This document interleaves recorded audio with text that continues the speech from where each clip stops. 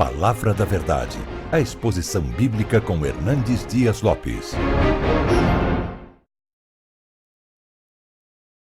É boa estar mais uma vez com vocês, nessa tarde chuvosa, mas tão linda, tão preciosa.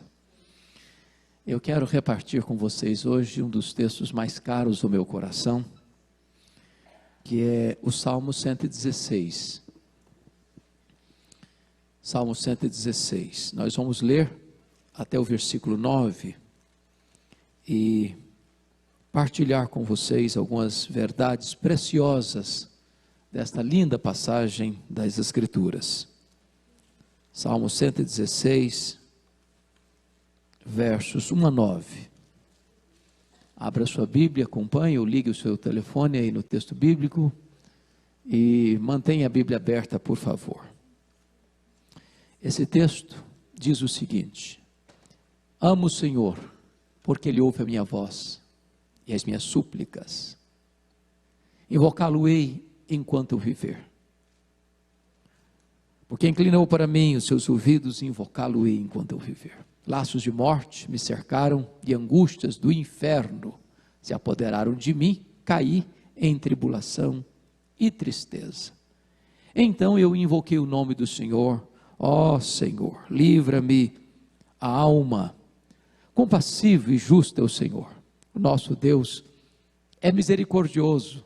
O Senhor vela pelo simples. Eu estava prostrado e o Senhor me salvou.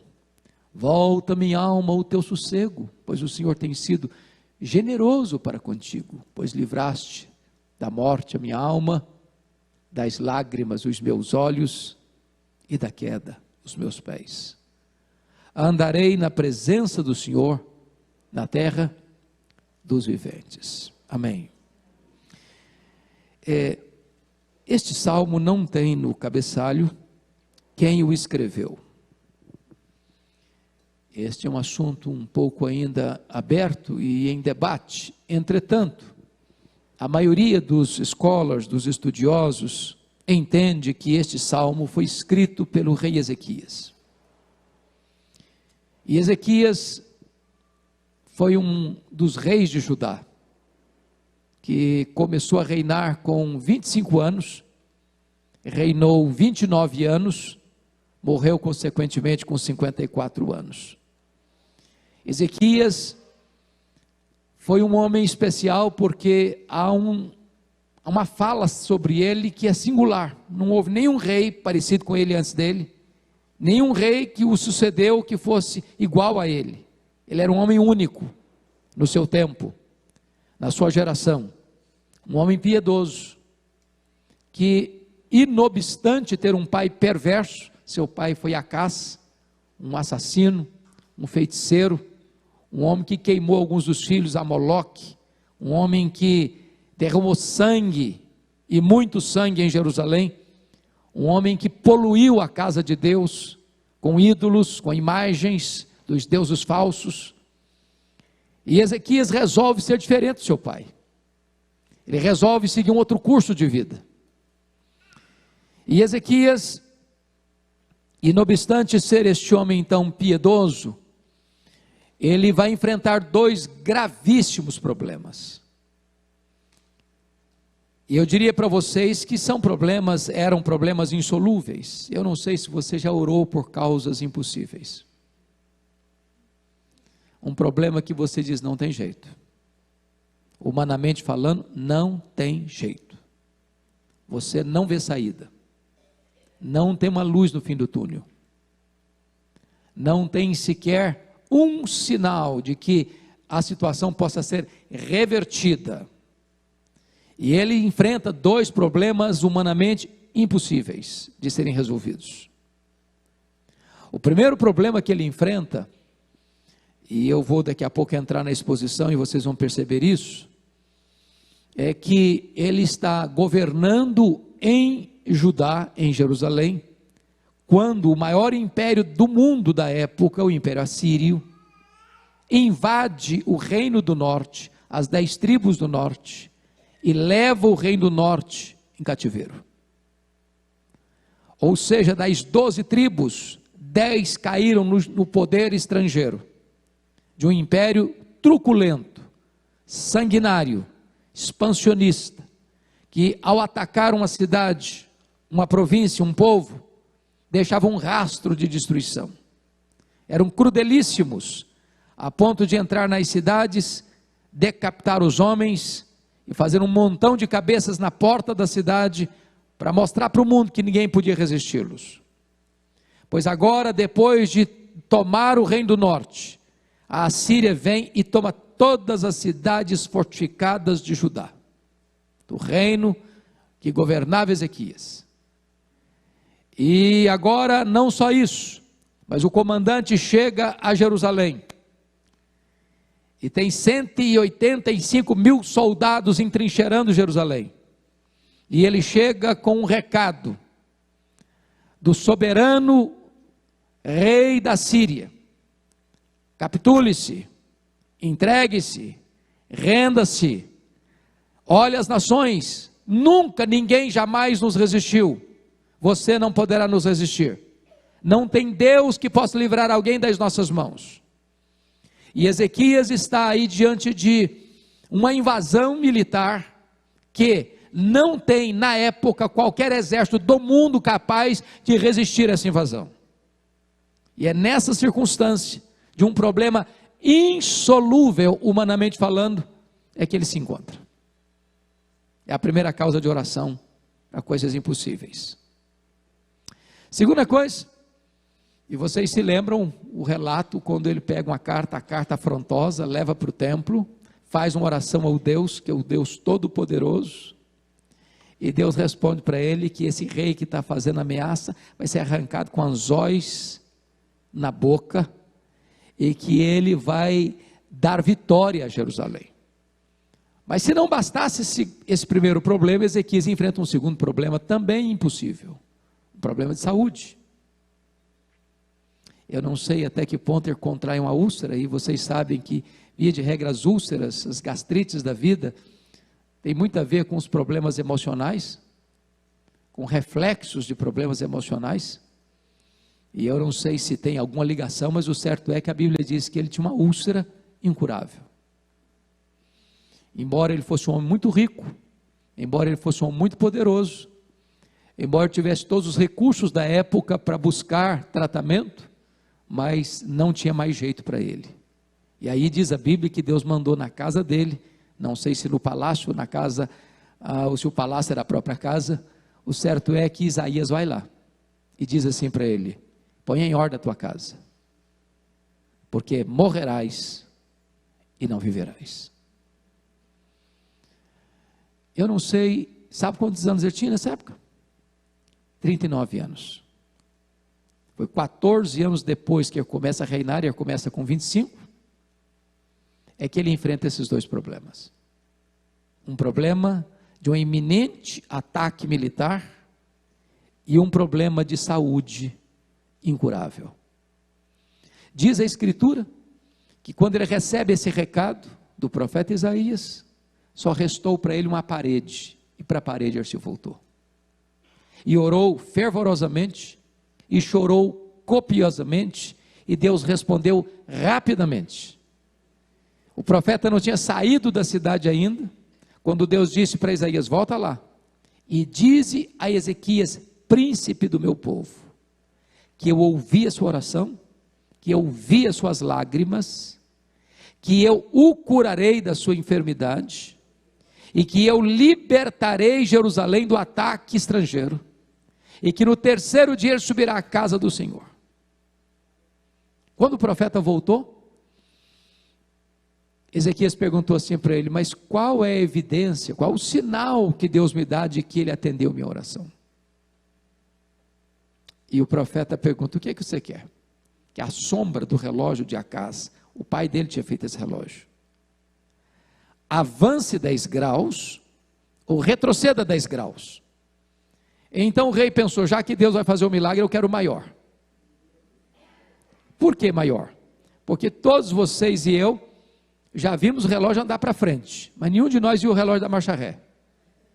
Não é verdade? Relógio pode atrasar, pode adiantar, mas sempre caminha para frente, nunca para trás. Ele diz então que retroceda 10 graus. E Deus interfere na estrutura do universo para atender a oração de Ezequias. E duas causas impossíveis são revertidas pelo poder de Deus através da oração. Eu não sei que tipo de causa você tem, que tipo de necessidade você tem, que tipo de súplica você traz para essa tarde. Talvez alguns problemas crônicos, você lida com eles há anos.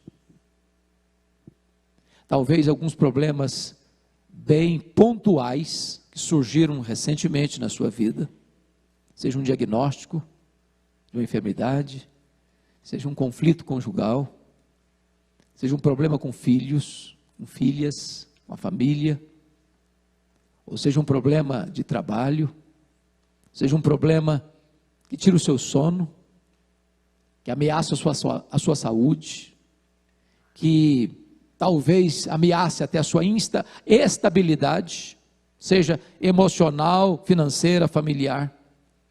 Problemas que você olha para o horizonte e diz, não tem jeito, eu não vejo saída. Pois o Deus que está aqui hoje com você e comigo, é o Deus de Ezequias, é o Deus Todo-Poderoso. Para Ele não há causa perdida, para Ele não há problema impossível, para Ele não tem problema sem solução, Ele pode todas as coisas. Então é com essa perspectiva que eu gostaria que você olhasse comigo o Salmo 116. Porque o Salmo 116 é uma espécie de testemunho de Ezequias do que Deus fez, em resposta às suas orações. E a primeira coisa que eu chamo a sua atenção é para notar comigo o problema que ele está enfrentando, e ele descreve isso no verso 3. Laços de morte me cercaram, e angústias do inferno se apoderaram de mim, caí em tribulação e tristeza. Notem vocês que ele enfrenta dois problemas, um externo, e eu chamaria o externo do ataque militar, e um problema interno, e eu chamaria esse problema interno do seu problema de saúde. E ele diz aí, o externo é que laços de morte me cercaram. Se todas as cidades e fortalezas de Judá, o seu reino, já estavam tomadas pela Síria, só faltava tomar o quê? A capital. E Ezequias era um homem antenado com a sua época e sabia que onde a Síria chegava, a morte chegava junto. O massacre chegava junto. E ele chega a dizer que aquele era o dia da angústia. Laço é um perigo, é uma ameaça a você, que embora real, você não enxerga tão bem. Você sabe que o problema existe, mas não sabe até onde ele vai. Não sabe que estrago ele vai produzir. Não conhece ainda todas as consequências desse problema. É isso que Ezequias está enfrentando. Ele está entrincheirado, emparedado, encurralado, num beco sem saída. Mas ele trata do segundo problema, e angústias do inferno se apoderaram de mim. Irmãos, eu acho que todos nós sabemos o que é angústia. Eu acho que até as crianças já sabem um pouco o que é angústia hoje. Não é verdade? Mas eu não sei se você e eu sabemos o que é a angústia do inferno. Eu não sei se a angústia que nós já experimentamos possa ser assim adjetivada. O que Ezequias está dizendo é que o inferno havia mudado de endereço. É que o inferno estava instalado dentro dele. Que o inferno estava morando dentro dele. Que o inferno estava residindo dentro do peito dele. Angústias do inferno, e não é a angústia que vem e vai, não. Se apoderaram de mim, enfiaram as garras em mim. Qual o resultado? Ele diz, eu caí. Caí como? Em tribulação e tristeza. A palavra tribulação, todos vocês sabem, traz a ideia de um rolo compressor, que passa por cima de você, que debulha você, que esmaga você, que achata você. Resultado é que a alegria foi embora da vida dele. Cai em tribulação e tristeza. Pois bem, eu acho que todos nós, num dado momento ou noutro da vida, já passamos um pouco por isso, não? Chegar aquele dia, vocês, meu Deus, eu não aguento mais. As minhas forças acabaram, os meus recursos também, as minhas emoções já estão no tanque de reserva, já estou aí andando com a luz vermelha no tanque, porque não dá mais. E nessa hora, talvez na última volta do ponteiro, no último furo da correia, é que você é levado e é levada ao seu clamor mais profundo, ao seu grito mais eloquente, à sua oração mais fervorosa, porque é isso que o verso 4 diz. Preste atenção que a palavra que linka o desespero do 3 com a oração é a palavra então. Então eu invoquei o nome do Senhor. Irmãs e irmãos, os tempos de fartura não são tempos abundantes de oração. Os tempos de vacas gordas não são os tempos em que a igreja se ajoelha.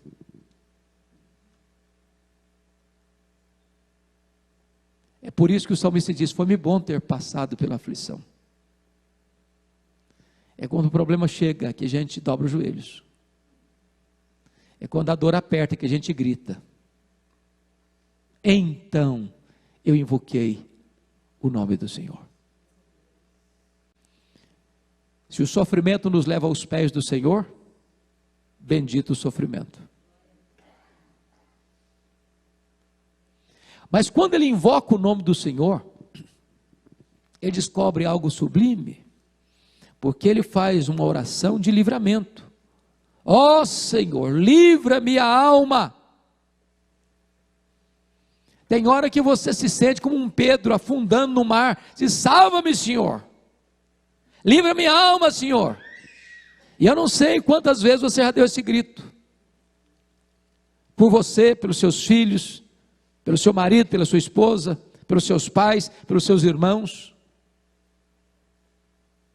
Você se sente sozinha, sozinho, frágil, impotente, mas a oração é unir a fraqueza humana à onipotência divina. As impossibilidades humanas às possibilidades infinitas de Deus. E quando ele ora, olha o que ele descobre no verso 5. Isso é bonito, porque via de regra você descobre isso, é quando você ora. Ele descobre que Deus não só se importa com ele, mas a dor que lateja no peito dele, está pulsando também no coração de Deus. Compassivo e justo é o Senhor, o nosso Deus é misericordioso. A palavra compassivo significa padecer com. Às vezes a gente perde essa ideia de que Deus se importa com a gente, de que Ele é Pai, e tudo aquilo que mexe com um filho, mexe com um pai, mexe com mãe, não é verdade? Vocês mães, nós pais, talvez gostaríamos que a dor que está doendo nos filhos doesse na gente, para poupá-los. Se pudéssemos, com um rodo, nós arrastaríamos tudo para a gente, para que eles fossem poupados. E Deus está dizendo: quando você está sofrendo, eu estou sofrendo com você. Eu me importo com você esse ponto. Eu sou compassivo. Eu jogo o meu coração na sua miséria. Eu sou misericordioso. E eu sou justo para você não sofrer além do que convém. Porque até o sofrimento que vem, como nós lemos agora, foi lido agora na pastoral de Charles Haddon Spurgeon, até o sofrimento que vem pedagogicamente para nos colocar mais perto de Deus. Mas notem comigo que ele vai dizer algo precioso no verso 6. O Senhor vela pelos simples. E é bonito isso, não? Deus não vela pelo arrogante, pelo soberbo, pelo altivo. Deus resiste ao soberbo. Mas aquele que é simples, ou seja, aquele que não ostenta vaidade, mas depende de Deus, Deus vela por ele. E uma das coisas que nos ajuda a enfrentar as lutas da nossa casa, da nossa família, é saber que Deus está atento a nós, que Deus está velando por nós, que Deus está olhando para a nossa casa, que Deus está olhando para a nossa vida. Mesmo que você não sinta isso, mesmo que você não veja isso, Deus está fazendo isso. Mas note o que ele vai dizer no verso 6, porque no verso 3 ele diz que caiu, mas no verso 6 ele vai dizer que ele estava o quê? Prostrado. Qual a diferença em estar caído e estar prostrado? Pensa comigo numa luta de boxe. Eu acho que as mulheres não gostam desse esporte, nem devem gostar mesmo. Acho que é muito violento, muito brutal, sobretudo tal de MMA. Até hoje eu não entendi se esse negócio é esporte mesmo. Não dá para entender, dá não? É um negócio esquisito, não é não? Você faz uma oração e quebra a cara do outro. É um negócio, é uma volta à Roma antiga, né? Uma volta à Roma antiga. Quanto mais sangue, mais as pessoas aplaudem. É triste. É a degradação da sociedade humana. Chamaram um negócio desse de esporte. Pois bem, mas vamos voltar ao boxe agora. 2 lutadores estão no ringue. Um leva um sopapo e vai à lona. Caiu. Mas ele pode se levantar, ele pode se recompor, ele pode ainda ganhar a luta. Mas quando diz aí está prostrado, significa que ele foi o quê? Nocauteado. Em outras palavras, ele não tem condições de lutar mais. É assim que esse homem se encontrava, diante de um ataque iminente militar, diante de um problema de saúde incurável, onde a riqueza dele, a fama dele, o poder dele, a influência dele, nada disso podia ajudar mais em nada. Ele está o quê? Prostrado. É assim que muitas vezes você e eu nos encontramos. E ainda assim, todos os recursos de Deus estão disponíveis para nós por meio da oração.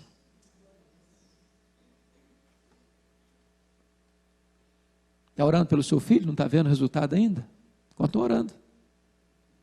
Continue orando. Você está orando pelo seu marido, está mais duro ainda? Continue orando. Deus está trabalhando. E Deus é poderoso para reverter os quadros mais sombrios por meio da oração. Agora vejam comigo que este homem vai descrever que tipo de livramento Deus trouxe para ele naquela circunstância. Olha o verso 8 comigo. Pois livraste da morte a minha alma, das lágrimas dos meus olhos, da queda dos meus pés. Ele mostra 3 livramentos aí. O primeiro livramento é o livramento espiritual. Livraste da morte a minha alma.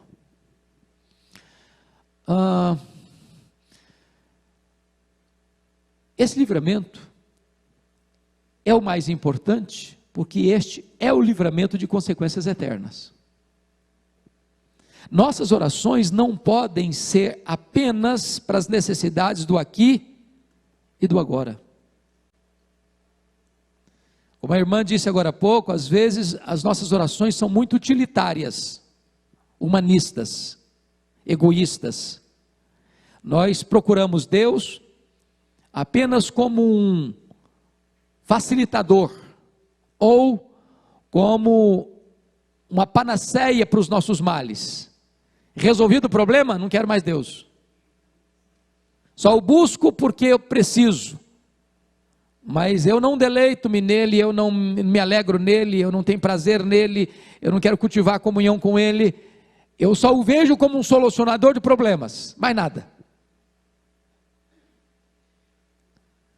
Mas quando você entende que a principal obra que Deus precisa fazer e quer fazer na nossa vida é a libertação espiritual. é quebrar o jugo do pecado, é arrancar nossa alma da morte, é tirar-nos de uma prisão, que ela pode existir mesmo quando você está livre para ir e vir, fisicamente, mas está preso num laço de morte.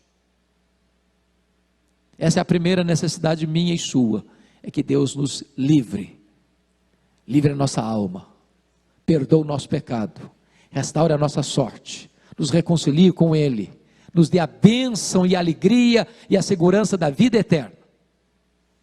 Segundo livramento, é o livramento, preste atenção, emocional. Livraste das lágrimas os meus olhos. Nós vivemos numa geração de muito choro, não? Embora as pessoas às vezes esbocem um sorriso, e nada é errado nisso, mas atrás do sorriso tem muita dor. Atrás de um sorriso a gente esconde muito sofrimento. As pessoas veem o sorriso, mas Deus vê a dor.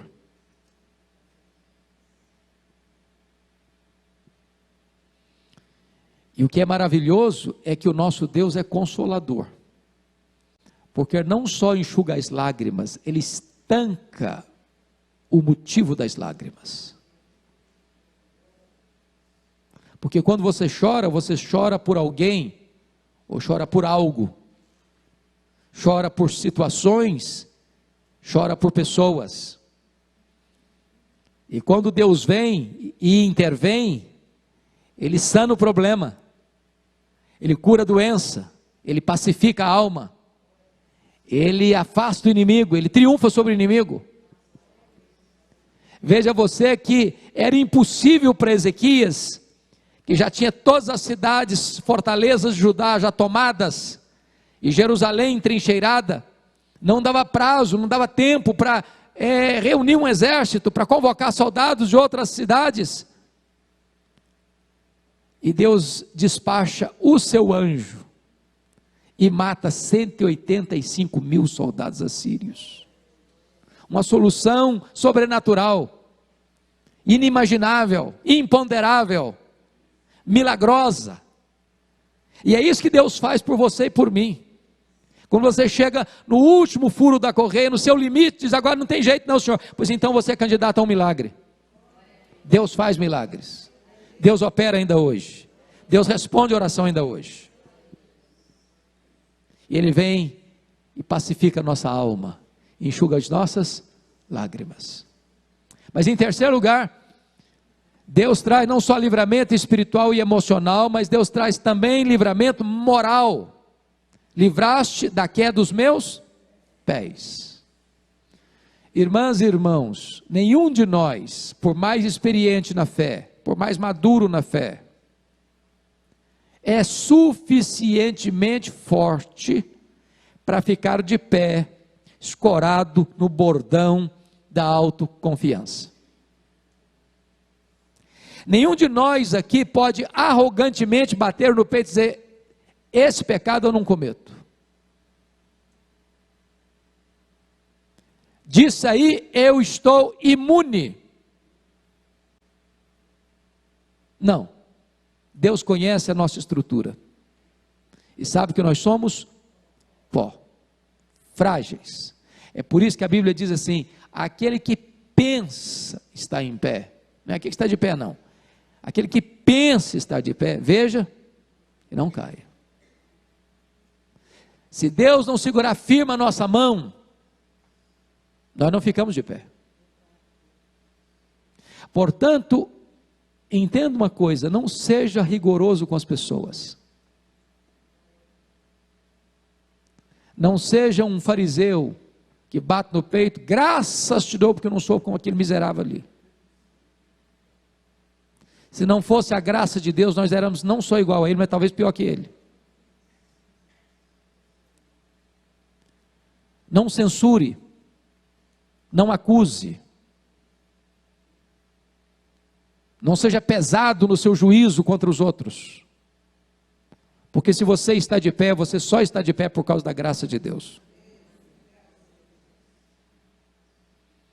Mas irmãs e irmãos, eu tenho um texto, esse texto tem algo para mim que é sublime. Para mim, a experiência de Ezequias é também uma espécie de manual de psicologia cristã. Porque, preste atenção no que vai dizer no verso 7. Ele vai conversar com ele mesmo. Ele vai se olhar no espelho. E ele vai ter uma experiência que nós chamamos isso, numa linguagem mais da psicologia humana, de solilóquio. Solilóquio é uma conversa de você com você mesmo. E ele diz assim: volta minha alma ao teu sossego, pois o Senhor tem sido generoso para contigo. Por que ele está dizendo isso? Porque posso lhes garantir que é mais fácil você confrontar os outros do que você confrontar você mesmo. É mais fácil você fazer um sermão e pregar para 1000 pessoas, encorajando-as, do que você entrar no seu quarto, dobrar os seus joelhos e encorajar você mesmo. Talvez a pessoa mais difícil de lidar que você conhece na vida é a pessoa que você vê diante do espelho.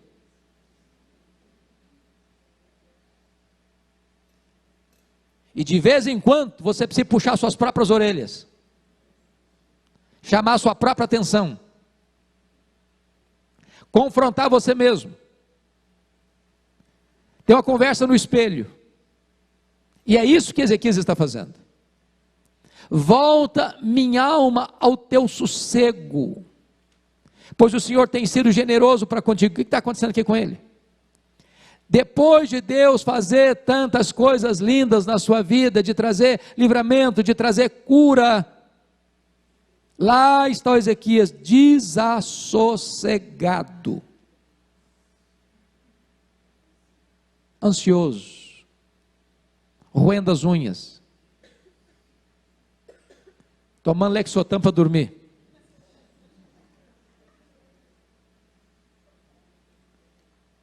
E aí ele precisa falar com ele mesmo. Calma, o Ezequias, calma, cara, sossega. O que é isso? Por que você está assim? Você está estressado demais, está ansioso demais, está inquieto demais, está desassossegado demais, você está uma pilha de nervos, está com o nervo à flor da pele. Para pensar no que Deus já fez, toma posse do que Deus já fez, volta ao teu sossego, calma o coração, sossega a alma. Eu não sei se você vai precisar de fazer uma conversa assim, diante do espelho, mas de vez em quando a gente precisa fazer uma faxina, não só na casa, mas na alma. E eu queria concluir, e depois dessa experiência dele com Deus, ele toma 3 decisões, importantíssimas. A primeira decisão está aí no verso 2, confira comigo. Porque inclinou para mim os seus ouvidos, e invocá-lo-ei enquanto eu viver. Às vezes os nossos votos com Deus são votos assim muito curtos, muito pontuais. Se Deus resolver isso na minha vida, eu vou frequentar a igreja sem faltar, pode chover, pode dar sol, 1 mês, pronto, passa rapidinho.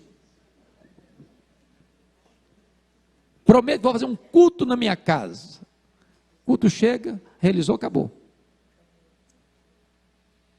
Ele diz assim: porque Deus inclinou para mim os seus ouvidos, porque Deus reverteu situações humanamente impossíveis, improváveis, imponderáveis, porque Deus fez milagres extraordinários na minha vida, a partir de hoje, enquanto eu viver, Deus vai ser o Senhor da minha vida.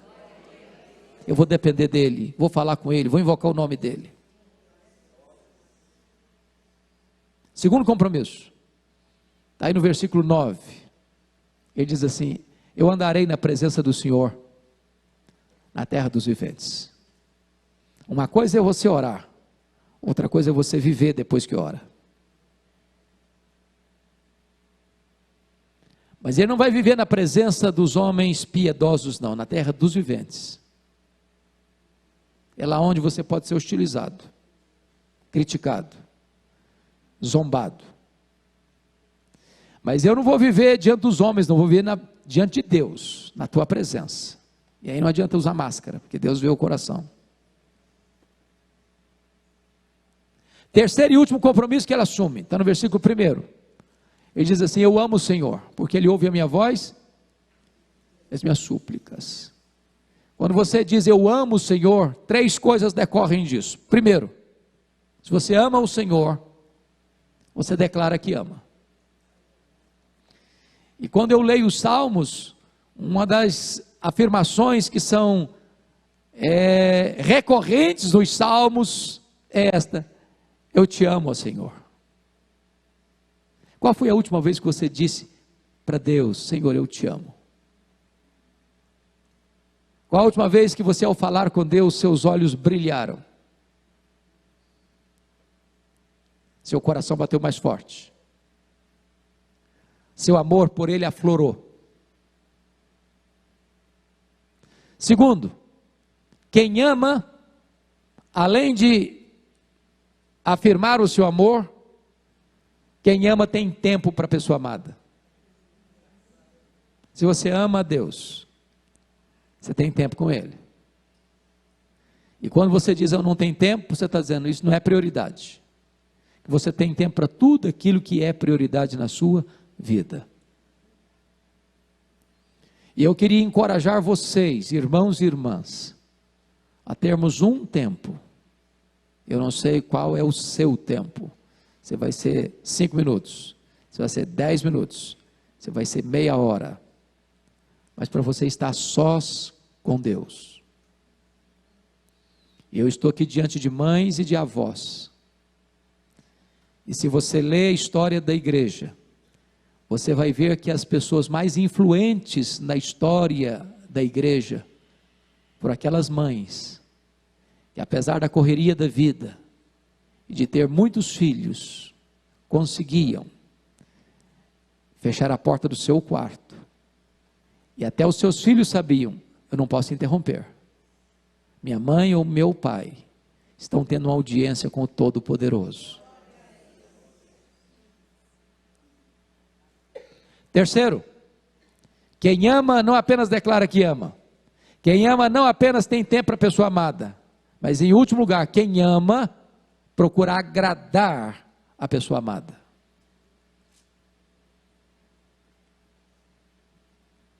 Deus não apenas faz uma obra em nós, mas Deus quer que nós andemos com Ele. Deus quer também se deleitar em nós, como um noivo se alegra da sua noiva. É assim que Deus quer relacionar-se com você, com esse prazer, com esse deleite, com esse entusiasmo de amor. Bom, eu quero concluir dizendo o seguinte: a Bíblia não é um livro apenas para você ler com as lentes do retrovisor, porque às vezes a gente lê a Bíblia só nas lentes do retrovisor. Deus fez, bom, que bonito, né? Está escutando uma história, era uma vez, 2, 3 pontinhos, e aí vai. Só que a Bíblia nos informa que Deus é o mesmo ontem, é o mesmo hoje, e para sempre o mesmo. O que Ele fez, Ele faz, e o que Ele faz, Ele fará. Deus não se aposentou, Deus não está numa cadeira de balanço, Deus não diminuiu o seu poder, Deus é o mesmo hoje, que é poderoso para fazer o mesmo, reverter situações humanamente impossíveis, por meio da oração.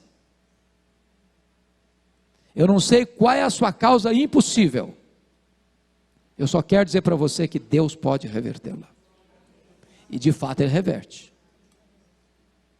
Então nós vamos ter agora um tempo de oração, não é isso? E se você hoje trouxe uma causa, diz: Deus, eu preciso de um toque da tua mão, de uma intervenção tua, de um sinal teu, de uma resposta tua, Senhor. Eu gostaria que você hoje viesse colocar esta causa na presença deste Deus. E nós vamos levantar aqui a nossa voz e orar ao Senhor. Se vocês tiverem liberdade de vir aqui à frente, quem quer colocar essa causa diante de Deus, eu convido você para vir. E nós vamos orar. Vamos orar. Deus, aqui estão tuas filhas, teus filhos, que vieram aqui à tua casa nesta tarde, porque te amam, porque confiam em ti, porque esperam em ti. Tu és o Deus Todo-Poderoso, tu estás entronizado acima dos querubins, tu tens o domínio do universo, tu tens as rédeas da história em tuas poderosas mãos. Meu Deus, nada foge ao teu controle, o teu trono não é ameaçado, tu és o soberano, que faz todas as coisas conforme o conselho da tua vontade. Aqui estamos, com causas urgentes, com necessidades profundas e reais, precisando de uma intervenção tua, Senhor. E agora nós estamos colocando esta causa como um dia o rei Ezequias colocou aquela carta afrontosa do rei da Síria diante da tua presença.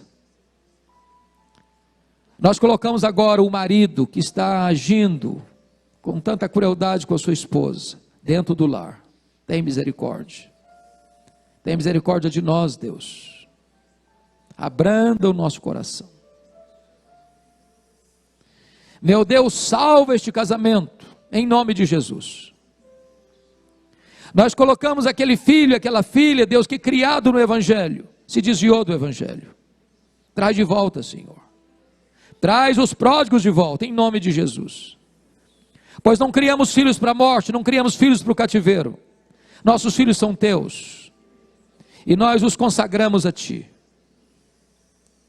Oh meu Deus, nós colocamos diante de ti aqueles que estão enfermos, em tratamento de saúde, talvez até com diagnósticos difíceis e até sombrios. Tu és poderoso para levantar o enfermo do leito da morte. Tu és poderoso para fazer milagres tais que a ciência vai ficar estupefata. Manifesta o teu poder, estenda o teu braço valoroso em nosso favor, ó Deus de toda graça, por meio do teu Filho, nosso glorioso Salvador, aquele que tem toda a autoridade, todo o poder nos céus e na terra. Volta o teu rosto para nós e tem compaixão de nós. Ah, Senhor, tu bem sabes as lutas, as angústias da alma, os dramas da vida, aquilo que tem tirado o sono, que tem tirado a paz, que tem tirado a harmonia do lar de muitos de nós aqui. Vem em nosso socorro, ó Deus, e dá-nos um sinal do teu favor. Manifesta a fortaleza do teu braço, libertador, salvador, e dá resposta às orações que estão sendo feitas nesta casa, nesta tarde, neste lugar. Meu Deus, que quando as tuas servas e os teus servos voltarem para casa hoje, voltem na convicção de que estas causas já estão nas tuas mãos, e de que tu estás trabalhando por nós, porque não há Deus como o nosso, que trabalha para aqueles que nele esperam. Louvado seja o teu nome. Nós esperamos em ti, os nossos olhos estão postos em ti, e nós cremos que tu és poderoso para fazer infinitamente mais do que tudo quanto pedimos ou pensamos, conforme o teu poder que opera em nós. Rendemos a ti a honra, a glória, o louvor agora e pelos séculos eternos. Louvado seja o teu nome, em nome de Jesus. Aleluia, aleluia, amém. Enquanto vocês estão aqui, vou impetrar a bênção, e depois vocês se assentarão para as últimas informações e participar do gostoso chá, tá bom? Que a graça do Senhor Jesus Cristo, que o insondável amor de Deus, o nosso Pai, que a comunhão, o conforto, a alegria e o poder do Espírito Santo sejam sobre vós e sobre todo o povo de Deus, agora e sempre. Amém.